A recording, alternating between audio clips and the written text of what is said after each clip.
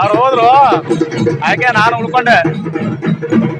ಈಗ ಕಳಸ ಹೇಳ್ತಿರುತ್ತೆ ಒಂದು 12 ಗಂಟೆಗೆ, ನನಗೆ ನಿಂತು ಕಳಸ ಹೇಳಿಸಿ ಹೋಗ್ಬೇಕಂತ.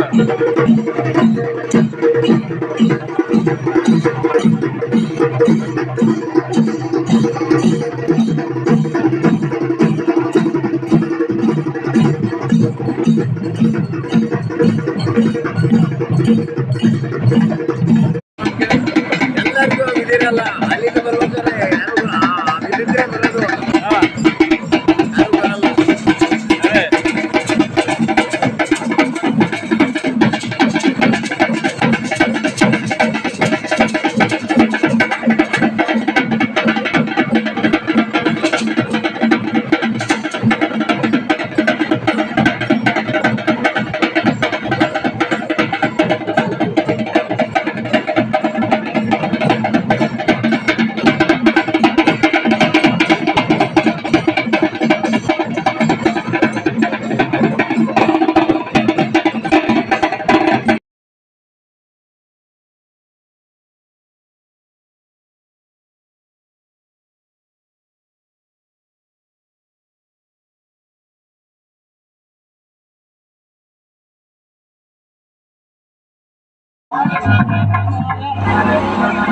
ಧೂರ್ತ ಗಂಧರ್ವರೇ, ನಾವು ಲೋಕ ಕಲ್ಯಾಣಕ್ಕಾಗಿ ಮಾಡುತ್ತಿದ್ದ ಯಜ್ಞವನ್ನು ಅಪವಿತ್ರಗೊಳಿಸಿದಿರಲ್ಲ.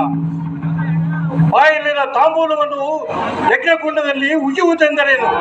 ಇದೇ ಏನು ಆ ಇಂದ್ರಲೋಕದ ದೇವೇಂದ್ರನನ್ನು ಬೆಳೆಸಿರುವ ರೀತಿ?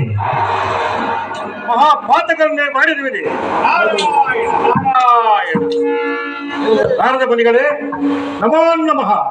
ತಪೋ ಮುನಿಗಳೇ, ಏನು ಬಾರಿ ಕೋಪಿತರಾಗಿರುವಂತೆ ಕಾಣುತ್ತಿರುವಲ್ಲ, ಕಾರಣವೇನೆಂದು ನಾನು ತಿಳಿದುಕೊಳ್ಳಬಹುದೇ? ನಾರದರೆ,